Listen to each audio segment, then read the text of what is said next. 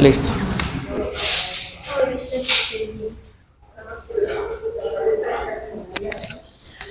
¿Listo?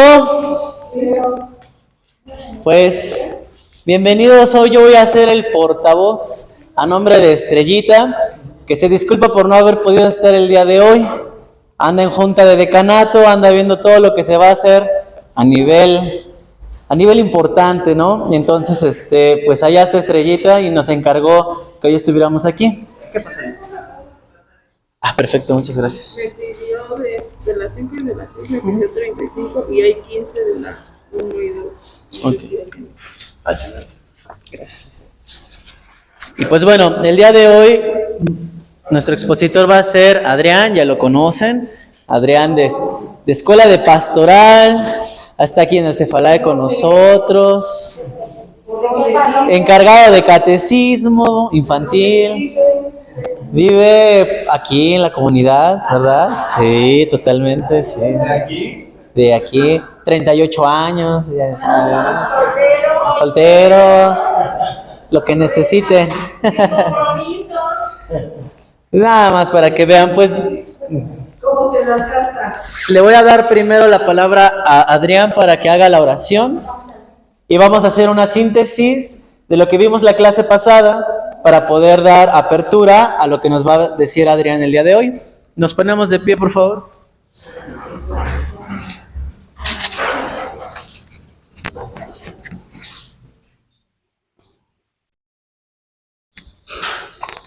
Muy bien, pues vamos a ponernos en disposición. Vamos a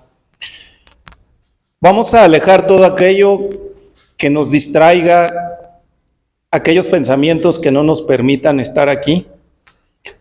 Este es un espacio que, como en la oración, yo los invito a que tomemos conciencia de con quién vamos a hablar en este momento a través de esta lección o estos mensajes que nos dan los manuales de Cefalae, en este caso el anuncio del reino de Dios.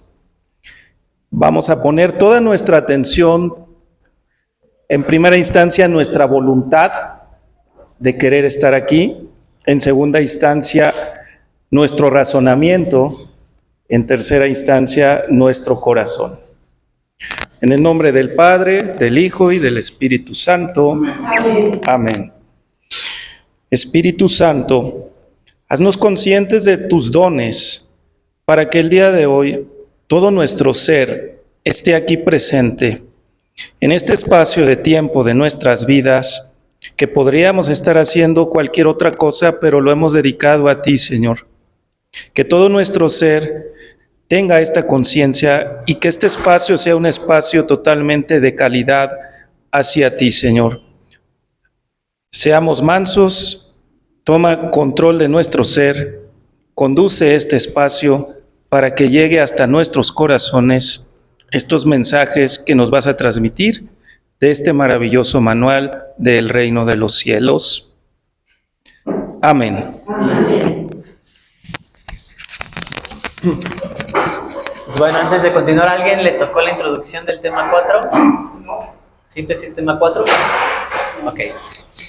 Pues bien, simplemente para dar apertura a lo que vamos a ver el día de hoy, hay que recapitular lo que vimos en la clase pasada, que estuvo súper interesante y que desafortunadamente no les pude mandar esa grabación por un error técnico. Pero bueno, en general estábamos viendo que Jesús anuncia el reino. ¿Y cuál era el objetivo principal de la misión del reino? Jesús. No sé si recuerdan, Estrellita también nos explicaba que para entender el reino simplemente había una sola palabra, una imagen, una persona. Jesús. A través de él íbamos a entender todo lo que es el reino. ¿Por qué? Porque el libro nos lo divide en 4 partes. La primera es que se proclama el reino. ¿Cómo? Con la palabra, pero también con hechos, con signos, exactamente.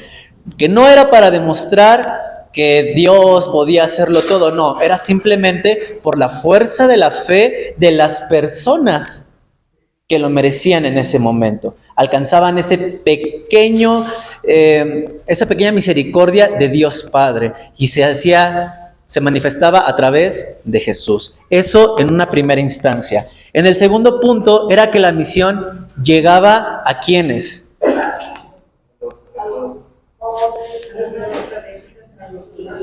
Exactamente, a todos, a aquellas personas que eran separadas, que eran marginadas, que estaban socialmente rechazadas. Ojo, no solamente era para los pecadores, claro que era más hacia ellos, pero también tomaba en cuenta a todos. Ya lo veíamos que dentro de los apóstoles había de todo. Lo decía bien el padre Eduardo, ¿no? Desde el más humilde hasta el letrado. Entonces, era para todos, no había excepción. El tercer paso es muy sencillo. El reino se quedó con Jesús. ¿El reino se acabó cuando falleció en la crucifixión? No, resucitó, ¿no? Pero no se fue con él, nos lo dejó a todos nosotros. En primera instancia, ¿a quiénes? A los apóstoles. Después, a los 72 discípulos. Y por último, hablaban de un tema muy importante. ¿Quién estaba acompañando la misión de Jesús? Las mujeres, exactamente. ¿Quién recuerda cuál fue la misión de María con Jesús? ¿Nadie? Desde el nacimiento hasta el Calvario. Entonces, la mujer estuvo en todo el proceso del anuncio del reino. Por eso el papel es importante. ¿Quiénes fueron las primeras en darse cuenta de la resurrección? Exactamente. Entonces, ahí se quedó con las mujeres, primero los apóstoles, después los discípulos, las mujeres, y se acabó. Para nada. ¿Qué sigue? Nosotros, agentes de evangelización que nos estamos formando, ¿nos vamos a quedar con este conocimiento en casa? Para nada. Tenemos que llevarlo a los demás. Es muy difícil. Vamos a ser rechazados. Vamos a ser discriminados. Nos van a decir de cosas. Nos van a hacer sentir mal. Nos van a decir que somos los loquitos de la iglesia. Los que no tienen nada que hacer. Los que prefieren abandonar a sus hijos. ¿No? ¿Cuántas veces no han tenido que luchar por todo eso? Bueno, pues el reino sigue ahí. Pero justamente nosotros vamos a hacer ese anuncio que es el punto número 3. Y después, ¿cuál es el cuarto? Viene en su síntesis. Pues vamos a llevar el anuncio, ¿para qué? Para esperar una respuesta, para que nosotros no seamos la única generación del curso de Cefalai aquí, que todos los que estén viendo esta grabación, porque también los del curso virtual están viendo esta clase, que haya más gente, que no se quede aquí con nosotros. Estábamos hablando que estamos en una época muy difícil, ¿no? Y lo veíamos desde la primera clase. Entonces, en síntesis, el anuncio del reino son estos 4 puntos. Y del tema cuarto, en general, era quién era la fuerza de Jesús para anunciar el reino. ¿Por qué el Padre?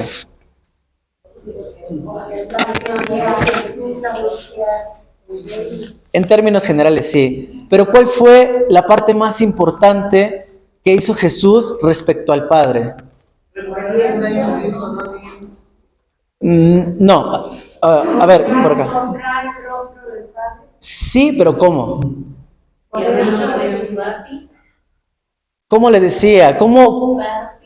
Papi, ¿cómo? Exactamente. Papito.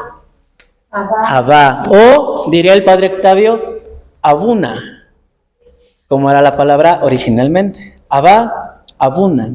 Papá, papacito, papito.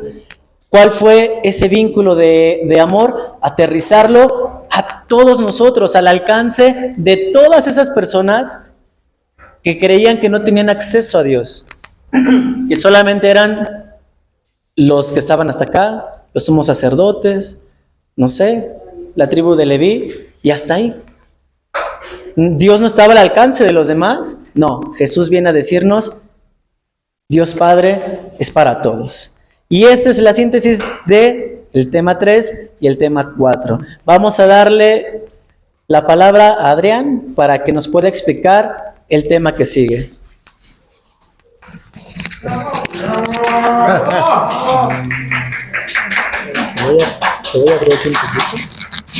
Gracias.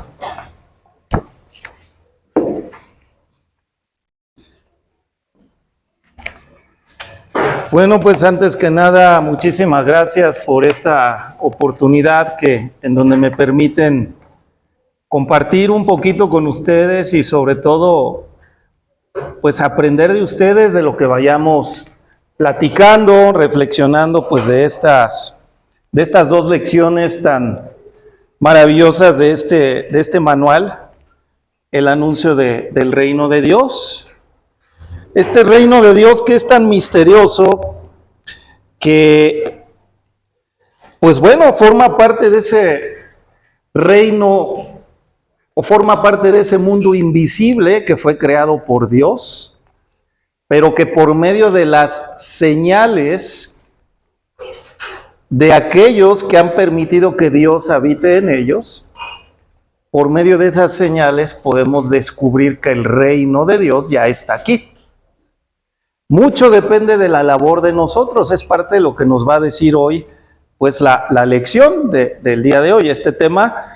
El tema 5 nos habla de las características y signos de la presencia del reino.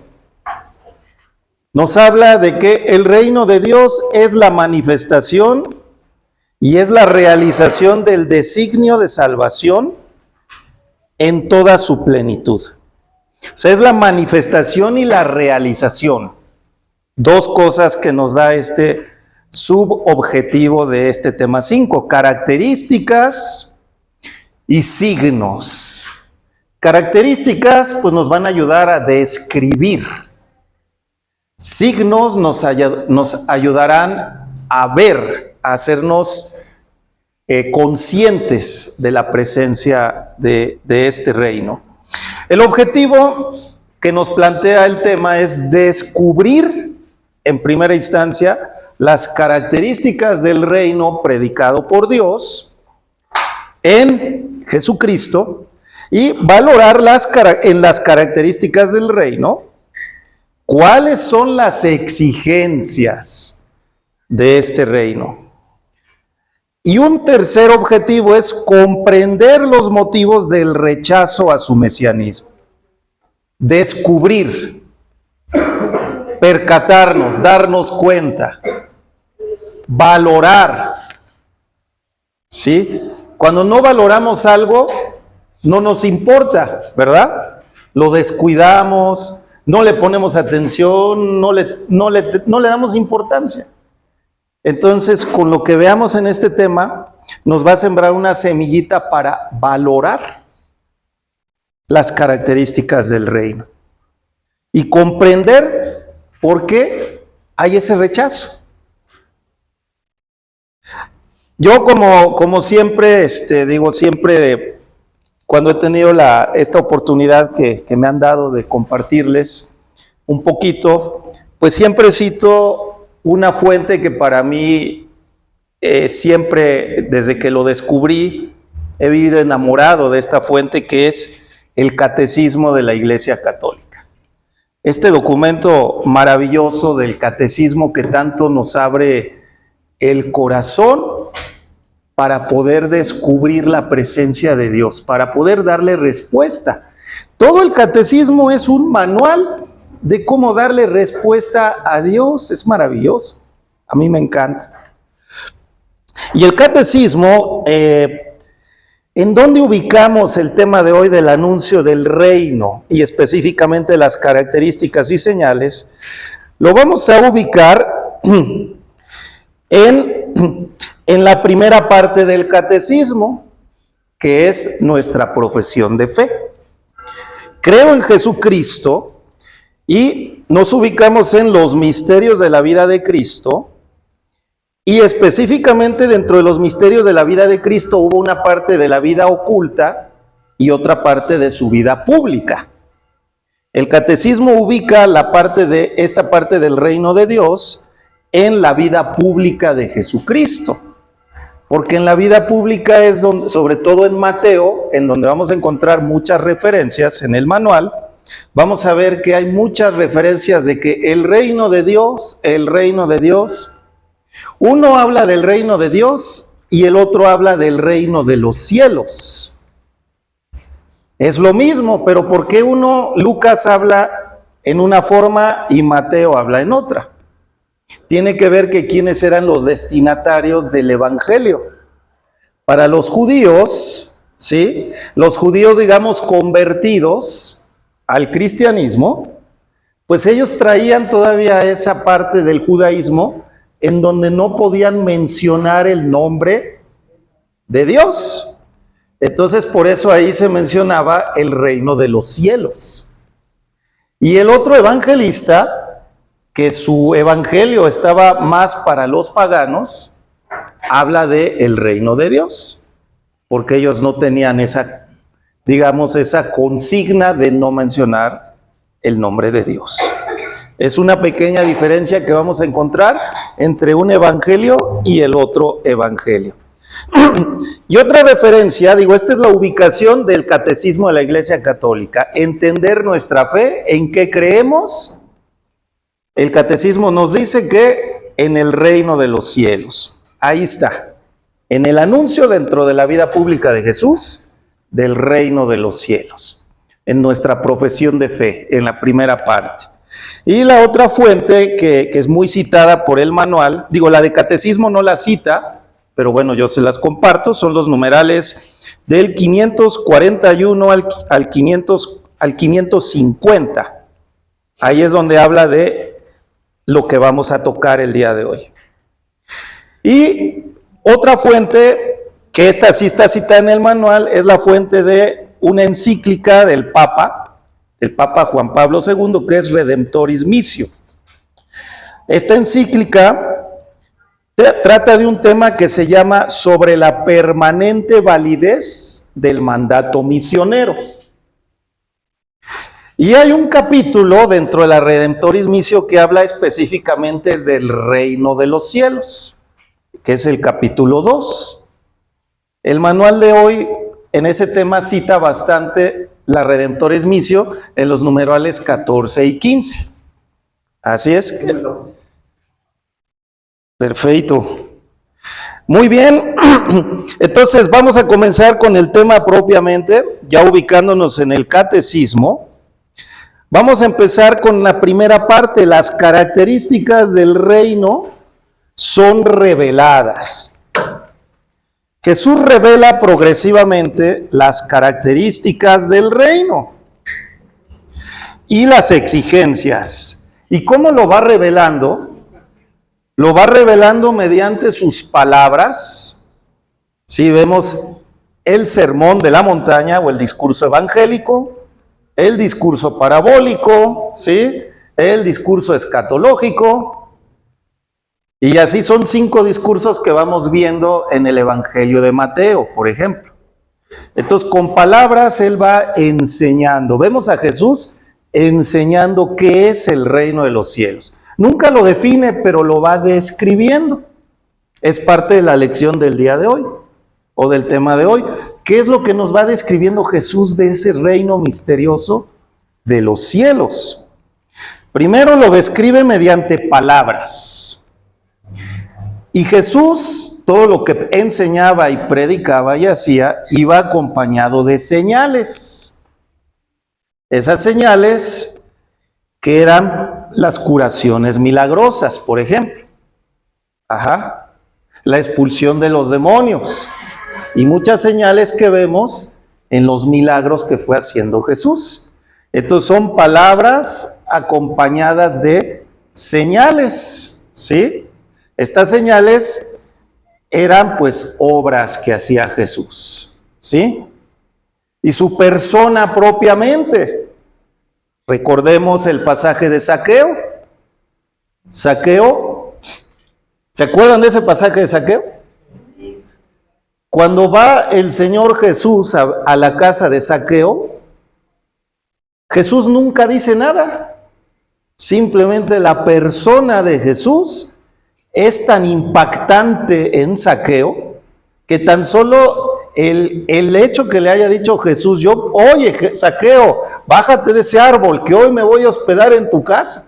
¿Y cómo es que este me conoce? ¿Cómo es que sabe mi nombre? Yo nada más quería estar aquí por encimita ahí, medio viéndolo, y de repente me ve allá arriba y me descubre y sabe mi nombre, y además quiere ir a mi casa. ¿Cómo? Y después, yo, pues voy a repartir, pues todo lo que nos comparte ese pasaje maravilloso, ¿no? Tan solo la persona de Jesús transforma, ¿no? ¿Qué pasó con Mateo, llamado en el Evangelio Leví? ¿Qué pasa? ¿Cómo le dijo Jesús a Mateo cuando lo vio sentado ahí en su despacho?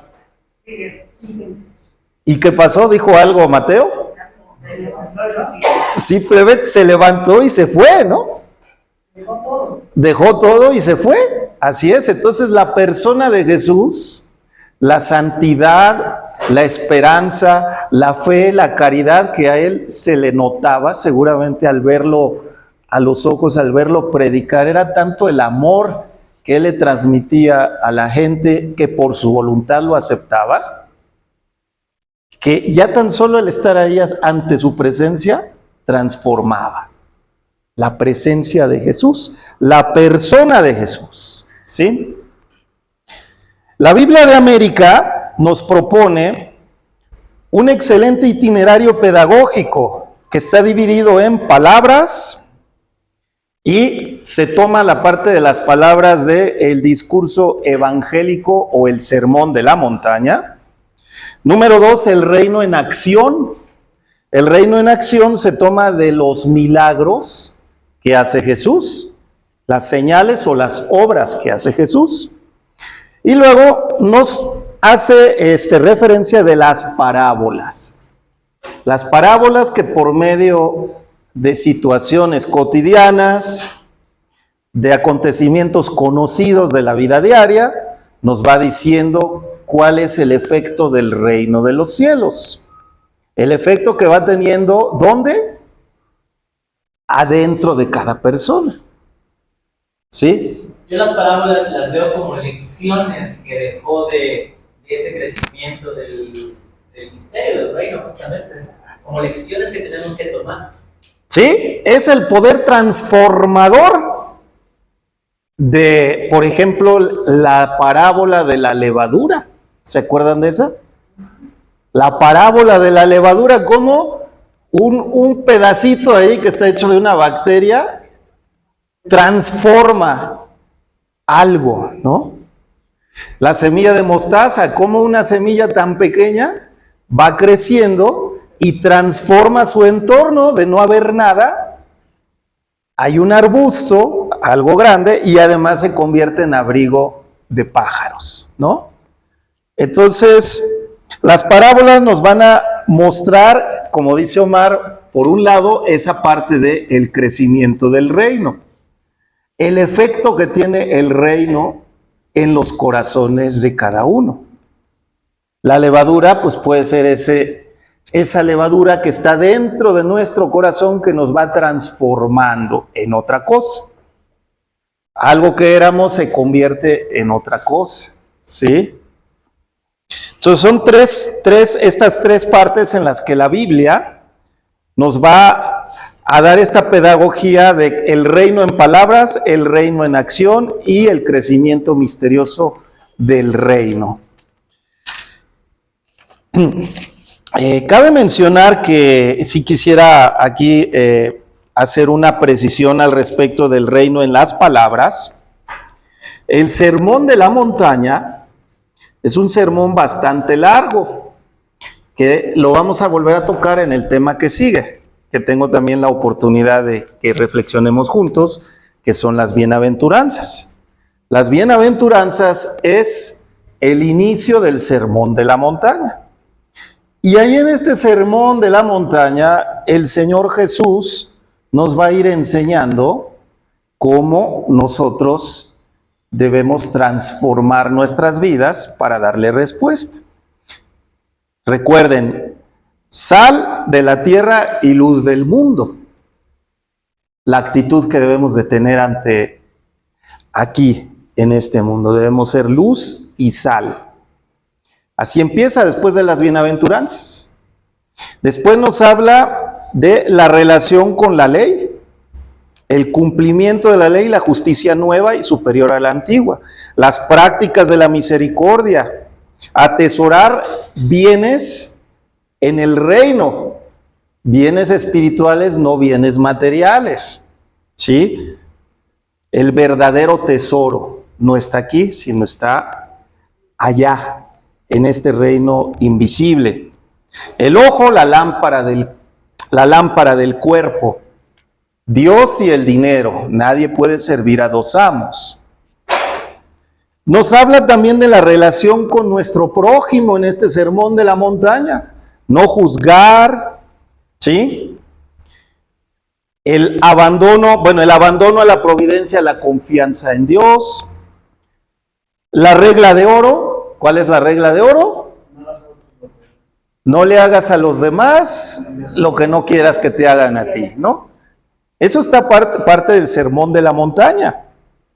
Los dos caminos, la entrada estrecha o la entrada amplia, ¿no? En fin, el sermón de la montaña abarca desde el capítulo 5 hasta el capítulo 7 de Mateo. Y nos va a ir describiendo en palabras cómo darle respuesta a Dios para vivir el reino de los cielos. ¿Sí? El reino en acción. El reino en acción, pues son las señales de los milagros. Y precisamente el manual nos hace referencia de toda la parte de Mateo 8, o sea, capítulo 8 y 9, que es la sección de los 10 milagros. ¿Sí? Las señales que acompañan la enseñanza del Sermón del Monte, Jesús lo hace presente, lo hace tangible a través de estos milagros. La curación del leproso, la curación del criado del centurión, la curación de la suegra de Pedro, la tempestad calmada, los endemoniados gadarenos, la curación del paralítico.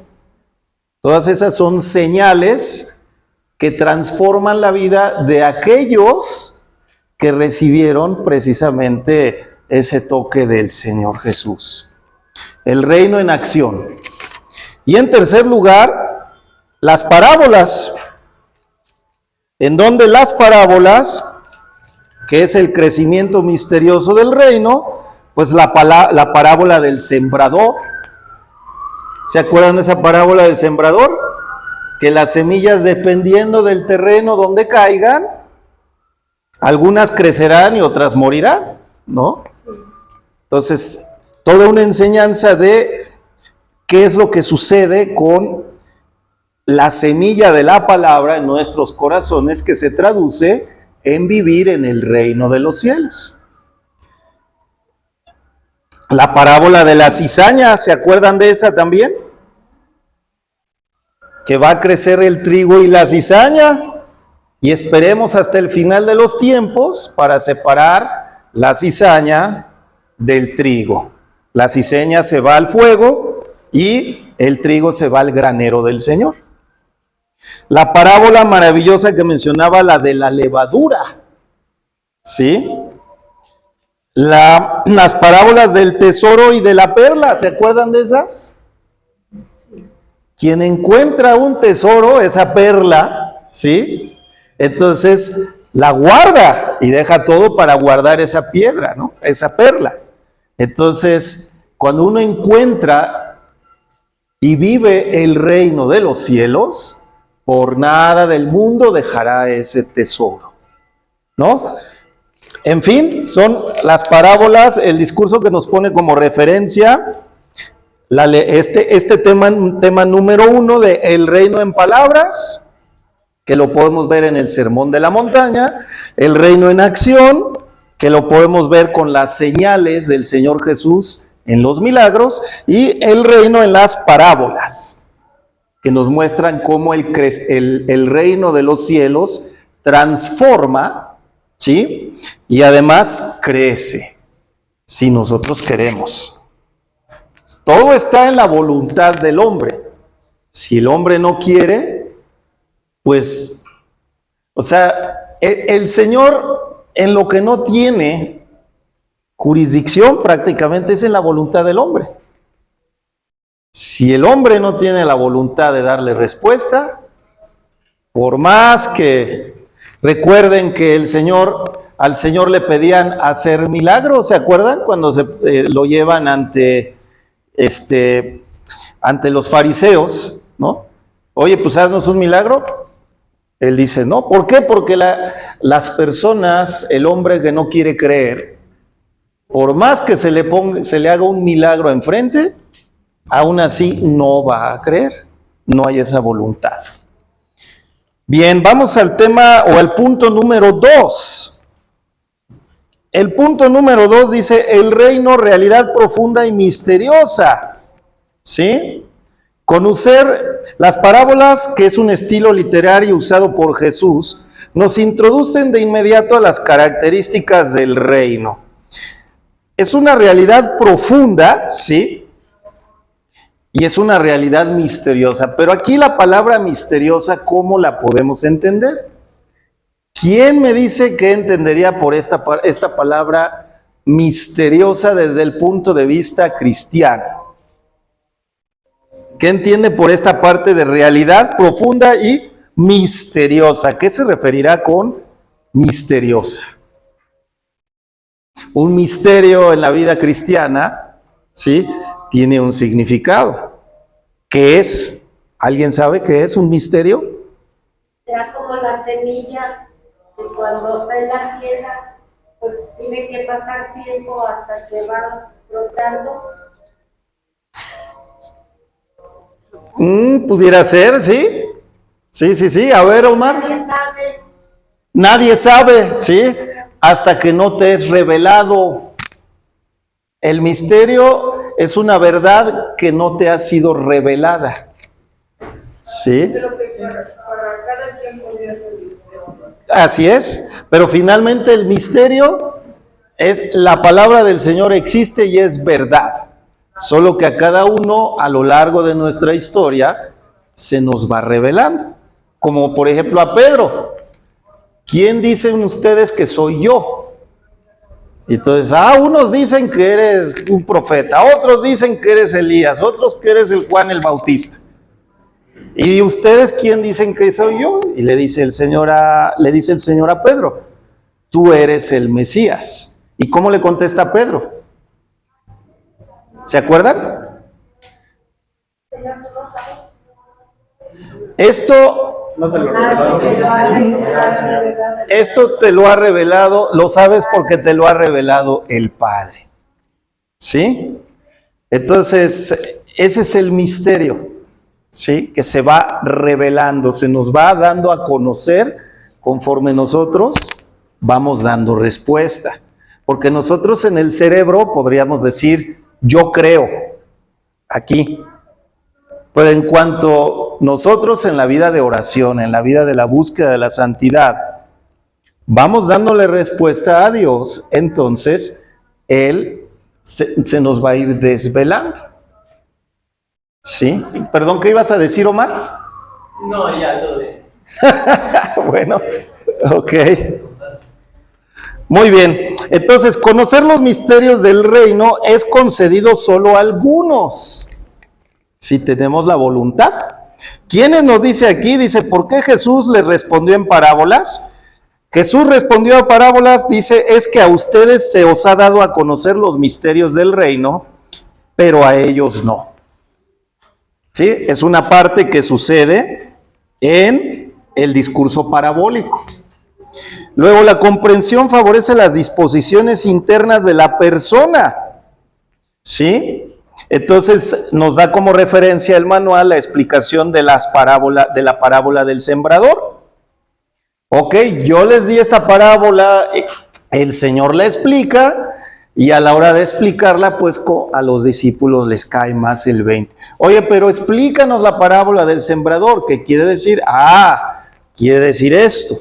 con la actitud de querer comprender, entonces poco a poco va entrando, se va revelando, se va desvelando, le vamos dando respuesta a Dios y poco a poco va a ir bajando al corazón.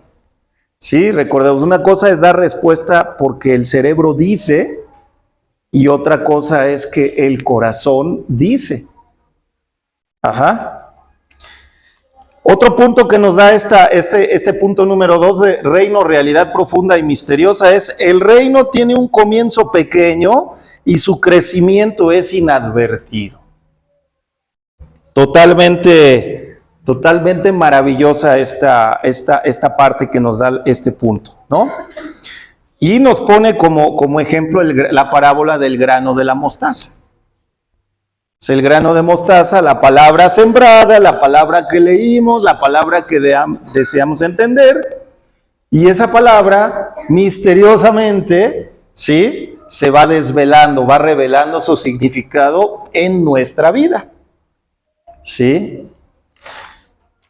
Bien, otro punto que nos hace reflexionar aquí es que se trata de una realidad de gran valor, para lo cual vale la pena dejarlo todo. Y nos da como, por ejemplo, la parábola del tesoro y de la perla. Encontramos el tesoro, compramos el terreno y atesoramos eso, no lo vamos a cambiar. Encontramos la perla y la guardamos, la dracma perdida. También la dracma perdida es lo mismo. Encontré la dracma, celebro que la encontré, ¿y qué pasa? La comparto. ¿Sí? Muy bien. Otro punto que nos da esta parte de el reino, realidad profunda y misteriosa, es en el reino coexisten personas que no pertenecen a él y a quien Dios rechazará al final de los tiempos. Esto de que Dios rechazará al final de los tiempos empieza porque el hombre es el que rechaza a Dios. Aquel que no quiere ser salvado, por más que le haga uno, pues no.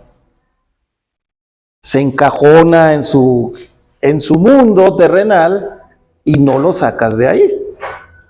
¿Sí? Entonces sí, efectivamente en el reino coexisten personas que no quieren pertenecer al reino. Viven pensando en lo que quieren tener en el futuro que no saben si tendrán, o viven pensando en el pasado, en lo que tuvieron y ya no tienen. Pero nunca nos estacionamos a veces en lo que Dios hoy hace por nosotros. ¿Sí? Entonces, esperemos que el Señor nos conceda darnos cuenta de que va a haber personas que tenemos que coexistir con personas que no van en este camino. Y si yo soy una de esas, pues que de muchos de ustedes me contagie para recuperar el camino. ¿Sí?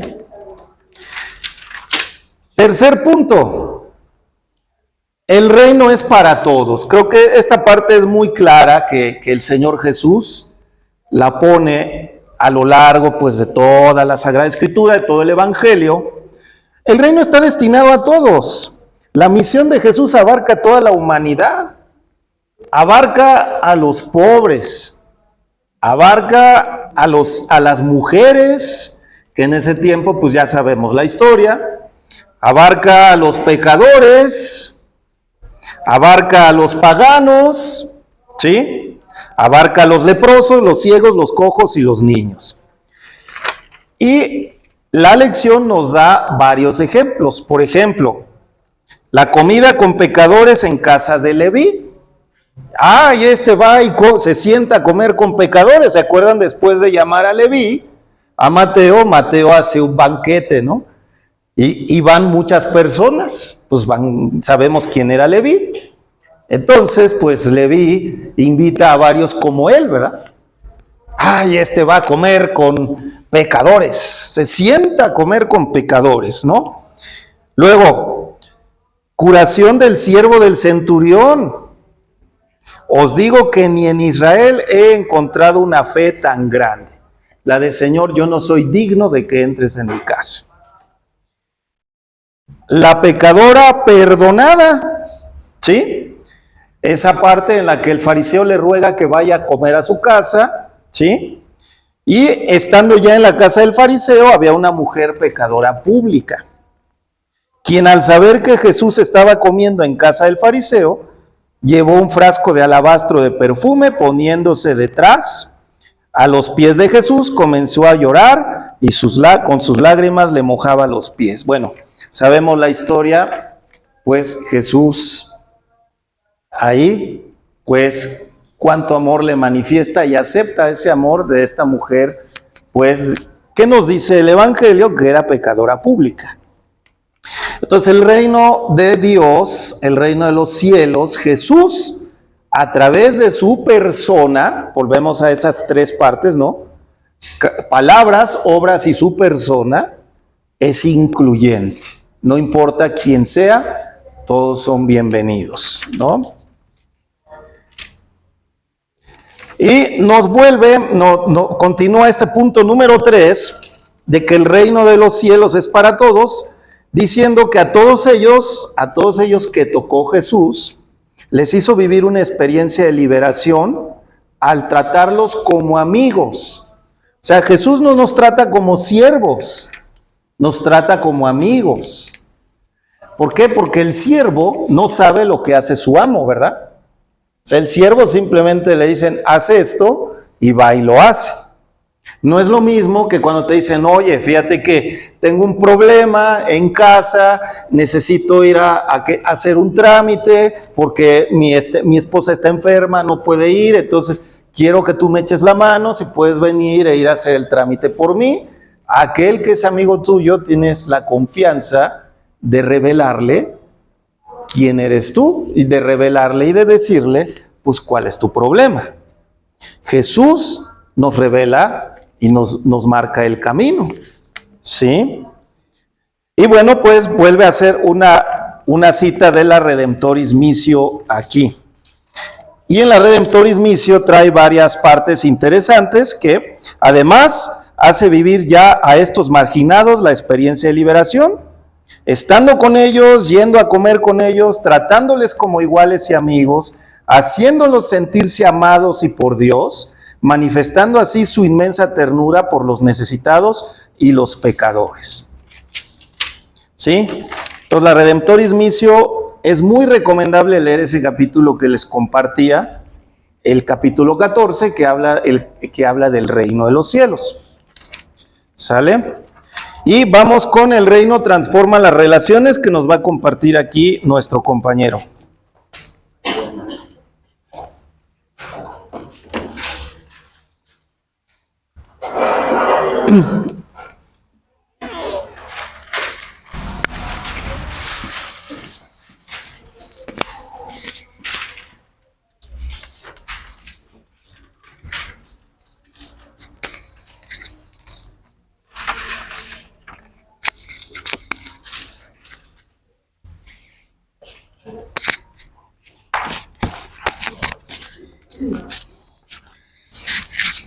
Buenas tardes. Buenas tardes a los amigos de en línea. Tomando el curso, buenas tardes a los compañeros que están en línea. El reino transforma las relaciones. El reino busca transformar las relaciones humanas y se realiza progresivamente a medida de que los hombres se aman, perdonan y se sirven. La naturaleza del reino es la comunión entre todos los seres humanos, entre sí y con Dios. Bueno, y aprovechando ahorita el comercial del hermano que nos dijo de la Redemptoris Missio, nos indica cómo realizar cómo podemos nosotros participar en esa transformación. ¿Cómo puede transformar el reino? Nos da las pistas, nos da las citas. Nos dice en Mateo 22, entre 4 y 40, que le preguntan al Señor que cuál es el primer mandamiento, ¿no? Y le dice, pues amarás al Señor tu Dios con todo tu corazón. Es el primero, ¿no? En Lucas 10, 25, 28, igual, nos dicen que amarás a tu prójimo como a ti mismo, ¿no? Nos empieza a hablar del amor. La Redemptoris Missio nos empieza a indicar este camino. En Juan 15, 12, igual, nos habla de un nuevo mandamiento. ¿Cuál es el nuevo mandamiento que nos da Jesús? que nos amemos los unos a los otros como Él nos amó. Entonces, ese es un primer punto, es unas pistas que nos va dando el Redentor inicio, que nos va llegando y que nos va, que nos dice que Jesús nos va indicando el amor de Jesús por todos los hombres. Que eso nos indica en Juan 15:13. Y por último nos indica en Juan 3:16, que tanto amó a Dios al mundo que envió a su único primogénito para que el que creyera en Él tuviera vida en abundancia. Algo que les voy a compartir más también de la Redentor Missio es el que dice que el amor con el que Jesús ha amado al mundo lleva su máxima expresión en el don de ser vida por todos los hombres. De lo que decimos aquí, ¿no?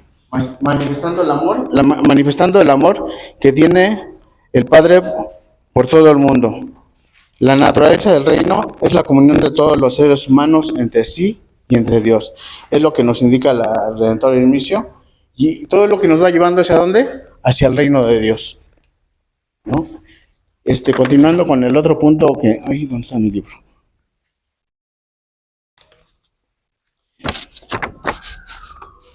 Así, cuando el reino ha llegado a nuestras vidas, es posible experimentar una nueva forma de comportarnos, una nueva forma de relacionarnos y, por tanto, una familia, una iglesia y una sociedad renovadas. Esto tiene consecuencias a nivel personal y comunitario. Estaremos seguros de que el reino vive en nosotros cuando, al observar nuestras relaciones, al interior de nuestras comunidades, otros pueden exclamar: miren cómo se aman. El reino genera fraternidad, unidad, concordia, comunión, solidaridad, servicio, y eso se nota. Y eso lo vemos en el Lecusín, en el apartado 739. En ese apartado 739 igual nos da las pistas. Nos dice que la fuerza y la eficacia con que los primeros cristianos proclamaban el evangelio se debía mucho a la gracia del Señor, ¿no? Imagínense una primera comunidad con miedo, ¿no? Porque era una primera comunidad que estaba perseguida por el imperio, una primera comunidad que se tenía que esconder, pero a pesar de todo tenía que sacar fuerzas. ¿De dónde? ¿No? De entre ellos tenían que pedir la gracia al Señor. ¿Cómo? Dando testimonio comunitario. Y esa comunidad era una comunidad activa, responsable, ¿no? Si recordamos en la Biblia, en los Hechos de los Apóstoles, igual vemos cómo se ayudaban, se apoyaban, daban su diezmo, se cooperaban, se ayudaban mucho entre ellos. Es algo que tenemos que empezar a experimentar entre nosotros. Tenemos que, todo lo que estamos aprendiendo, ponerlo en práctica. No dejarlo. Ya alguna primera comunidad lo pasó con miedos y con todo. Nosotros, bueno, tenemos más miedo de presentarnos, de hablar en público, de estudiar, ¿no? Pero vamos nosotros aprendiendo de eso, aprendiendo desde la palabra, parándose aquí, exactamente. Sí, de repente siente bastante miedo, bastante nervio, pero aquí estamos. Y de esa manera, pues, podemos ser activos y responsables en esta labor de anunciar el evangelio. Y con eso nos va a llevar a una comunidad que lo proclama. Imagínense todos nosotros que somos una comunidad, empezar a proclamar el evangelio. Proclamar, como aprendimos en la lección pasada, que era no nada más hablar, aprender del ejemplo que escuchamos ahorita de Jesús. Dar testimonio, lo que aprendimos en la clase pasada.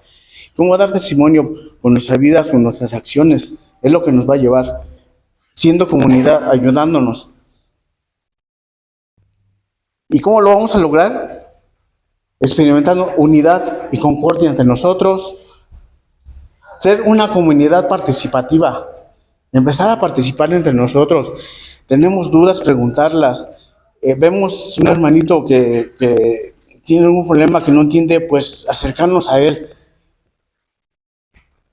Y sobre todo, ser solidarios, ¿no? Ser serviciales. No, son muchas pistas que nos da del apartado del Lecusín.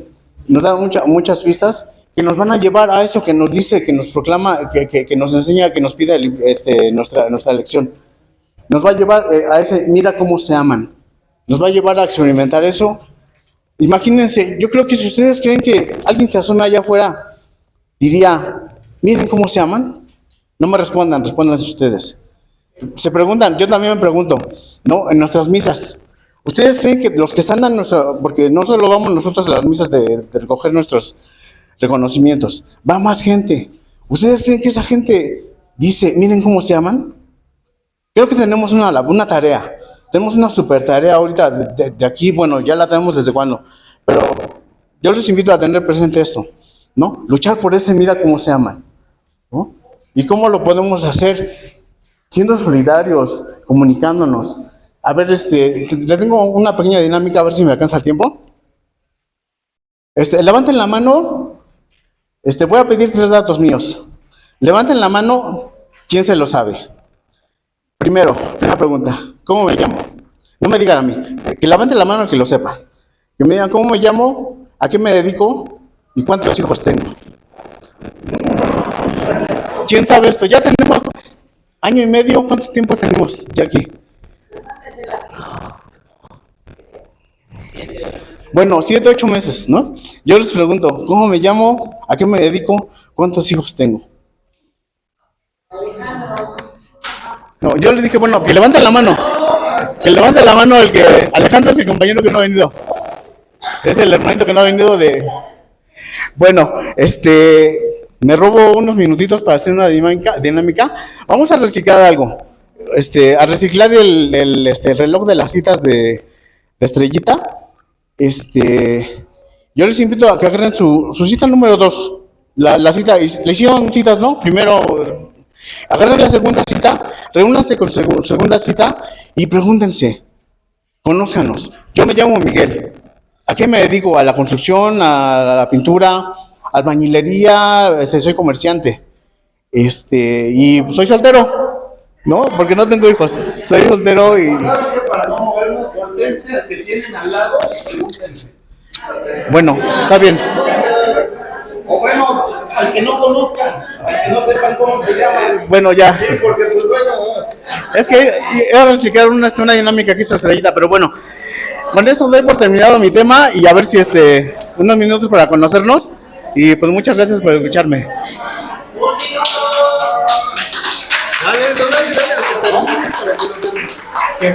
¿Ya? ¿Se hablaron o no? No, está la dinámica para conocernos. ¿Se hablaron o no?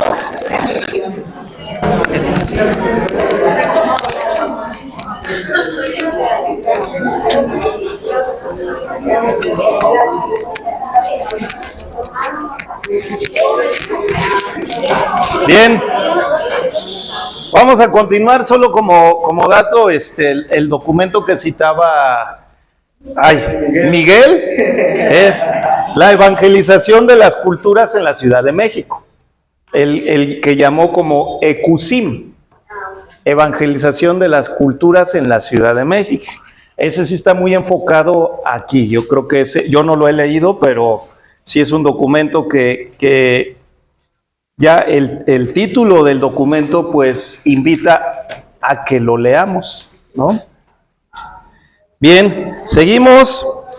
Miguel nos compartió el punto número 4, que es el reino transforma las relaciones.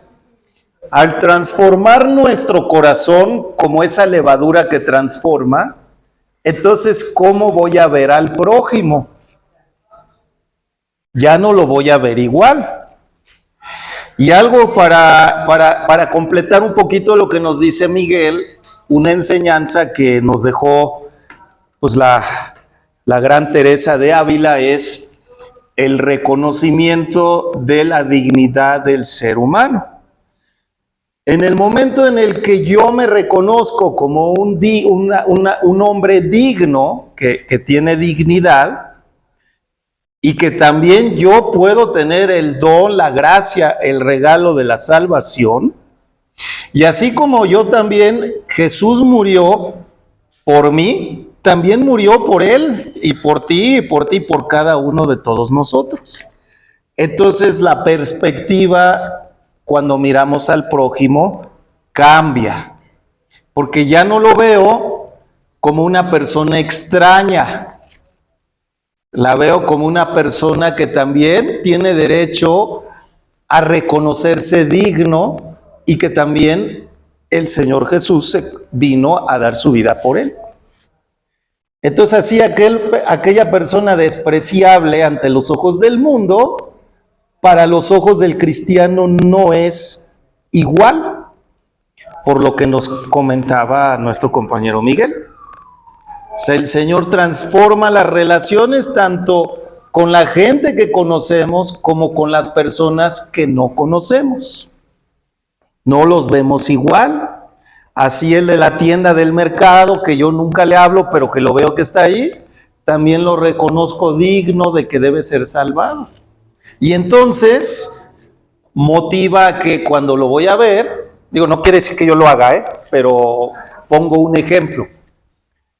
Cuando yo voy a comprarle algo, le digo, Dios te bendiga, que te vaya muy bien en tu día, motivado por ese reino de los cielos, esa pequeña semillita del reino de los cielos que me motiva a decírselo. No viene de acá, sino que yo veo, es una persona que tiene familia, que trabaja, que se tiene que levantar pero de madrugada, ¿no? Tiene una jornada muy larga, tiene que trabajar los domingos, cosa que yo no, por ejemplo, ¿no? Yo puedo descansar, pero la persona tiene que trabajar. Señor, Dios lo bendiga, que le vaya muy bien en su día. ¿Sí? Esa es parte, son pequeñas señales que podemos ir dando de que el reino de los cielos vive en nuestros corazones. Son cosas muy sencillas, ¿no? Pero si el reino no vive aquí, no vamos a dar esa respuesta. Y eso lo vamos a hacer por Dios, no por nosotros, no porque yo me sienta bien, sino lo hago por amor a Dios, porque esa persona es digna de ser amada por Dios. Y digna de ser amada por mí en Cristo, ¿no? Muy bien. Volviendo al tema 5, el reino en acción, los milagros. Ya hablamos mucho de ese tema de los milagros en este tema 5. La fuerza del reino se manifestó a través de las curaciones, ¿sí? Numerosas curaciones y expulsiones de demonios, ¿sí? Los milagros son acciones portentosas y expresiones concretas ¿de qué? De misericordia, ¿verdad? O sea que Jesús hacía por amor de misericordia, ¿sí? El Señor, el pastor deja las 99 y va por la perdida, ¿no? ¿Sí? Por ello, pero sobre todo, los milagros son el sello de autenticidad de las palabras de Jesús. No todo se queda en palabras. Los milagros son señales que acompañan, ¿sí?, la enseñanza de Jesús para mostrar que el reino de los cielos sí efectivamente ya llegó. ¿Sí? Muy bien. Signos anunciados por los profetas para el tiempo de la manifestación de Dios. Muy bien. Jesús, en el punto número 6, Jesús cura y perdona. Son dos gestos que caracterizan la misión de Jesús: curar y perdonar. ¿Sí? Y vienen varios ejemplos aquí. Digo, la lección nos pone el pasaje del paralítico, ¿no? Pero ahí en el paralítico yo voy un poquito más allá de lo que dice, de lo que nos muestra el manual. A mí me gusta mucho también la del paralítico porque nos muestra también algo que es la intercesión. Por la fe de quienes curó al paralítico. De los que lo llevaron, ¿no? O sea, que recuerden que buscan y estaba un chorro de gente, no tienen cómo entrar, pero saben que Jesús puede hacer algo. O sea, tienen la certeza de que Jesús puede hacer algo por el paralítico. O sea, no cabe la menor duda que tenían esa confianza. Y por eso le buscan, pues por acá no, pues un hoyo no. Oye, pues por allá en el techo, mira, yo creo por allá nos podemos subir, ahí me lo pasas y creo que por ahí vemos a ver si lo podemos bajar, ¿no? Entonces, por la fe, o sea, la intercesión. Que buscaron la manera. Buscaron la manera, sí, pero es la fe. O sea, la confianza en Jesús. ¿Y qué más? El amor al paralítico, ¿no?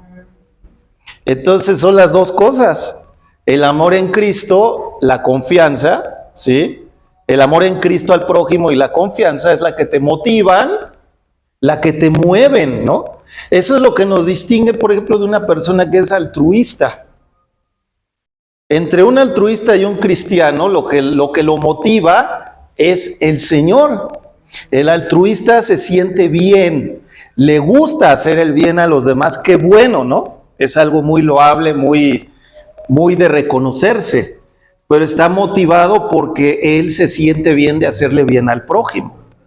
Nosotros lo hacemos movidos por el amor en Cristo. ¿Sí?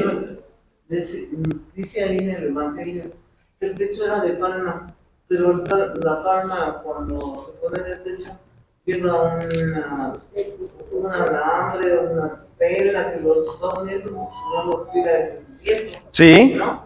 Y sin embargo a ellos no les importó. Yo lo pongo de ejemplo de cuando no venimos a un curso de la iglesia, ¿no? Uh-huh. Y tenemos seres un paralítico, yo soy una paralítica, y yo tengo que ver cómo voy a entrar. ¿Sí? ¿Cierto? Sí, es que digo, como todo las perícopas de la Sagrada Escritura, cada una nos da muchas enseñanzas conforme vamos viendo a cada personaje. El paralítico nunca dijo nada, y sin embargo Jesús le dijo, tus pecados te son perdonados, ¿no? Igual el ciego de Jericó, que también se nos pone como ejemplo. ¿Qué quieres? O sea, es muy evidente que está ciego, ¿no? Pero le dice, dime qué es lo que quieres. Señor, quiero ver, ¿no? Porque el Señor quiere escuchar que por tu fe hables con Él. También es una enseñanza para hacer la oración. O sea, no es de que el Señor ya sabe lo que yo quiero, ¿no? O sea, el Señor quiere escucharte, ¿no? Por eso le dice, ya sé que estás ciega, ya lo sé, ¿no? Yo ya lo sé, ya sé lo que hay en tu corazón, pero ¿qué quieres que haga, no? ¿Y crees que puedo hacer eso? Ya ve que también hay otro, ¿y crees? Sí, claro que estoy seguro que lo puedes hacer, ¿no? Entonces es también una forma de reflexionar en la oración. El Señor quiere que tú le digas, ¿sí? Bien, Jesús cura y perdona el paralítico. Ánimo, hijo, tus pecados te son perdonados. Pues para que sepáis que el Hijo del Hombre tiene en la tierra poder de perdonar los pecados, levántate, toma tu camilla y vete a tu casa. ¿No? Entonces, el Señor Jesús cura y perdona. Las numerosas curaciones mostraron la gran compasión de Jesús ante la miseria humana. El Señor Jesús ve las esclavitudes, ¿sí? Cada uno de los milagros no debemos verlos en un sentido literal. Nadie duda que el Señor Jesús hizo muchos milagros, como dice, creo que es el Evangelio de Lucas, y muchas cosas se escribieron que no están escritas. No se duda, pero sin embargo, cada una de las curaciones tiene un sentido que va más allá de la parte física. Es la liberación de algo que no nos deja darle respuesta a Dios libremente. El de la mano paralizada tiene un sentido, el paralítico tiene otro, los espíritus inmundos tiene otro, ¿no? Los leprosos tienen otro y así sucesivamente. ¿Sí? Estas curaciones significan también que en el reino ya no habrá ni enfermedades ni sufrimientos. Y también significan que la misión de Jesús desde el principio tiende a liberar de todo ello a las personas. O sea, el Señor Jesús nos libera de todo aquello que nos impide darle respuesta. Inclusive los endemoniados de Gerasa, que no tiene mucho, creo que leímos, en donde era un evangelio que vivía en el cementerio, un endemoniado que vivía en el cementerio, en medio de la muerte, y que él mismo se hacía daño. O sea, no sabía lo que hacía porque estaba invadido de un espíritu inmundo. Y al final, ¿cómo termina? Con paz. También esto nos lo menciona la lección de hoy, ¿no? Las curaciones, signo de salvación espiritual. ¿Cuántas veces el Señor nos dice, por tu fe te has salvado, ¿no?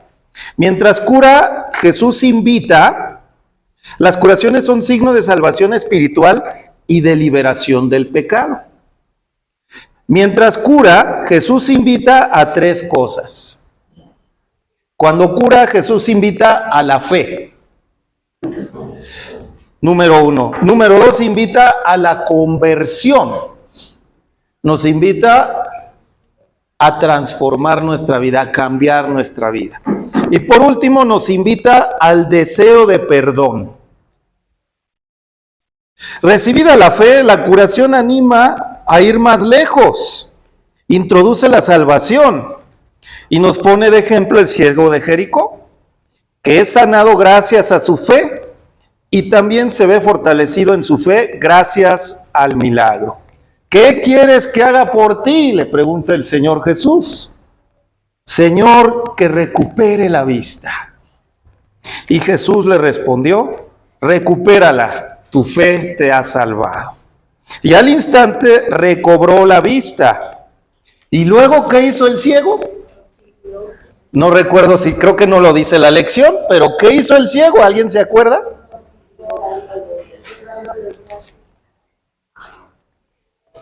El ciego lo siguió dando gloria a Dios. Número 1. Muchas veces vamos a ver que cuando Jesús cura, ¿qué pasa con el que recibe esa curación? Se fue glorificando ¿a quién?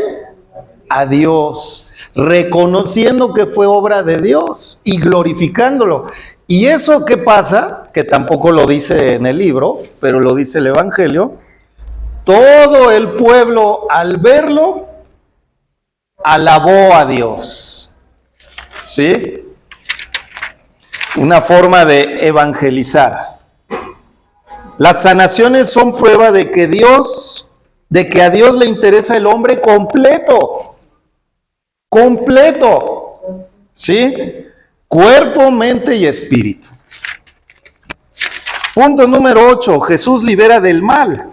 Los gestos liberadores relacionados al demonio constituyeron signos por los cuales algunos israelitas reconocieron la llegada del reino.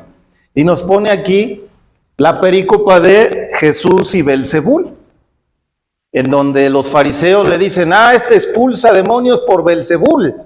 Y el Señor Jesús, hasta en cierto tono como que ridiculizando, yo creo, un poquito a los... ¿Cómo va uno a expulsar por el demonio si eso crea divisiones, no? O sea, ¿cómo es posible, no? O sea, ya nada más es criticar por criticar. Yo me pongo en, no sé, ¿no? Pero pues, este señor ya como no saben ni qué decir, dicen cada barbaridad, ¿no? Jesús se enfrenta a los demonios que representan al mundo. Fíjense, esto es importantísimo. Jesús se enfrenta a los demonios que representan el mundo enajenado. ¿Qué significa la palabra enajenado?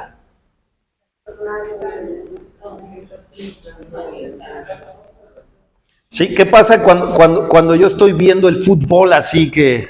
Estoy viendo el fútbol así como que en la pelea de box ahí. Oye, Adrián, esto... No me moleste, estoy viendo aquí el fútbol, no me moleste. Estoy enajeno, o sea, no existo, me pierdo, ¿no? En cosas pues, triviales, ¿no? ¿Cuántas veces nos perdemos en eso, no? Las expulsiones indican que el poder con el que actúa Jesús es superior al del maligno, de tal manera que los liberados recuperan la paz interior, el dominio de sí mismos y su dignidad como personas. Esto, el claro ejemplo que nos pone el manual es la del endemoniado de Gerasa. El endemoniado vivía en medio del cementerio en la muerte, se hacía él daño a sí mismo y estaba excluido de la sociedad. Ya nadie podía hacer nada por él. Sin embargo, llegó Jesús, lo curó, ¿y qué pasó con él? Recuperó su dignidad como ser humano, pudo reintegrarse a la sociedad, tuvo paz en su corazón y también tuvo dominio de sí mismo. Ya no estaba enajenado por ese espíritu inmundo que le hacía hacer cosas que estaban fuera de su control. ¿Sí? Bellísima esta perícopa, llena de mucha enseñanza, la del endemoniado de Gerasa. Los últimos dos, las respuestas frente a los signos. Las personas que fueron testigos o que ellos mismos recibieron, ¿sí?, esa bendición del Señor, esa curación, pues ya sea los que lo recibieron o las personas que atestiguaron ese milagro, vemos varias actitudes. Muchas de estas seguramente nos vamos a identificar. Primera, fe. Ante un milagro que se ejecuta frente a mis ojos, puedo yo decir, pues qué bonito, sucedió, qué bonito, ¿no? O puede decir, caray, esto sí es obra de Dios. Sí, aquí hay una perícopa que nos habla de un ciego o un cojo, no recuerdo, pero era alguien que vivía afuera de la sinagoga, era un cojo, creo. Y el Señor Jesús lo cura. Siempre había sido cojo, siempre había estado enfermo, el Señor Jesús lo cura. Y lo llaman ante las autoridades de la sinagoga y vemos tres actitudes. La actitud del que fue curado, que dijo, pues yo reconozco que solamente una curación como esta puede venir de Dios, no de nadie más. Oigan ustedes, que son sus papás, ¿qué explicación nos dan? Nosotros lo sabemos, ¿no? O sea, nosotros sí sabemos que él estaba enfermo y ahora está curado. La verdad es que pues no queremos saber nada más, no sabemos, la verdad sí, no, como dirían los españoles, no se mojan, no quieren tener problemas, ¿no? Sí, y están los fariseos, ¿no? Una actitud pues escéptica. Entonces, ante un milagro vemos tres actitudes diferentes. Y así es, nosotros seguramente vamos a caer o con fe, como fue él, esto solamente puede ser obra de Dios, o podemos estar indiferentes, ¿no? O podemos ser escépticos, ¿no? Servicio, la curación de la suegra de Pedro. ¿Qué pasó cuando curó el Señor a la suegra de Pedro? Se puso a servirles, ¿no? Anhelos de seguirle. Y aquí nos toma, el libro nos pone como referencia las exigencias de la vocación apostólica. Maestro, te seguiré a donde quiera que vayas.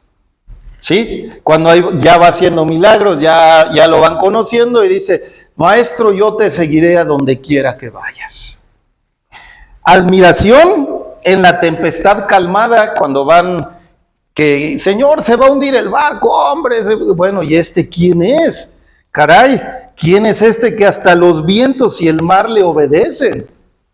¿Sí? Admiración. Reconocimiento de Dios cuando Jesús camina sobre las aguas. Y los que estaban en la barca, recuerden cuando Pedro camina y todo, en el agua, dice, los que estaban en la barca se postraron ante él diciendo, verdaderamente, este es Hijo de Dios.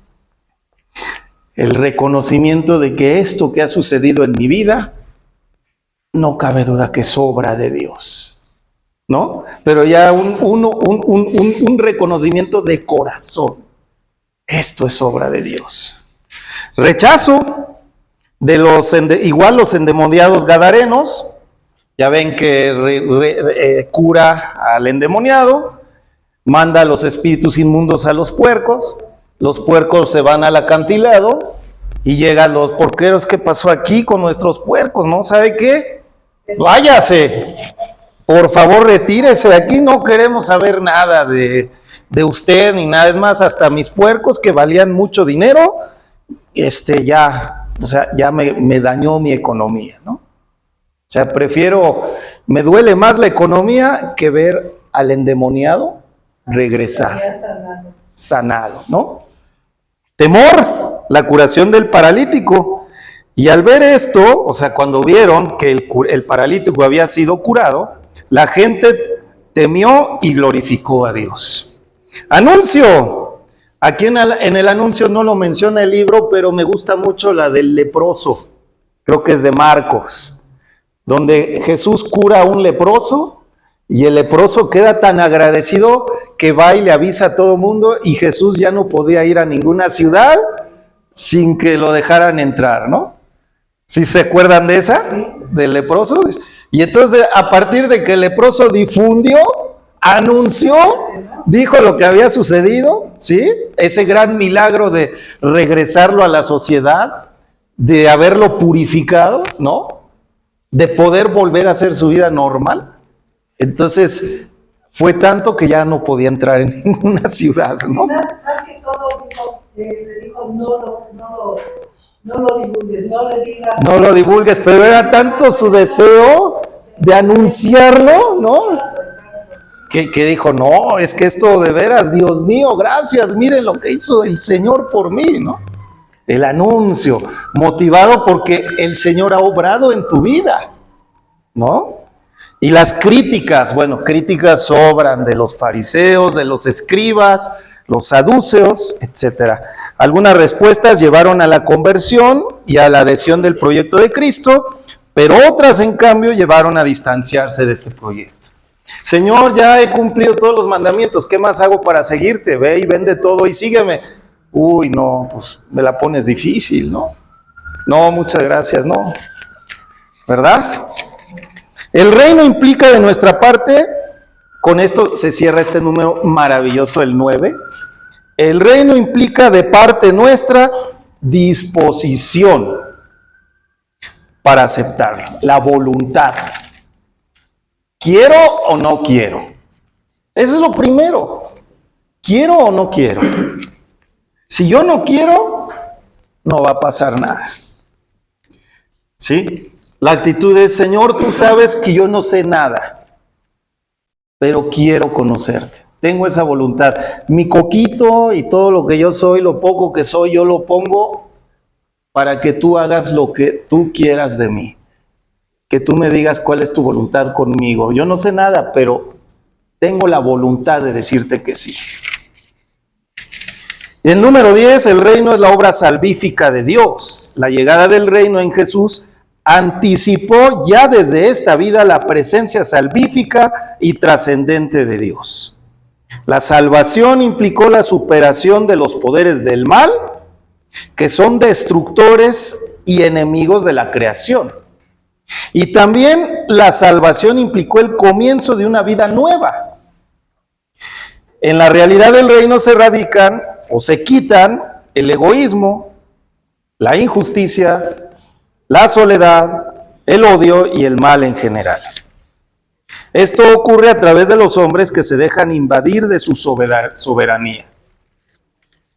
Así, el reino es la manifestación y realización del designio de salvación en toda su plenitud.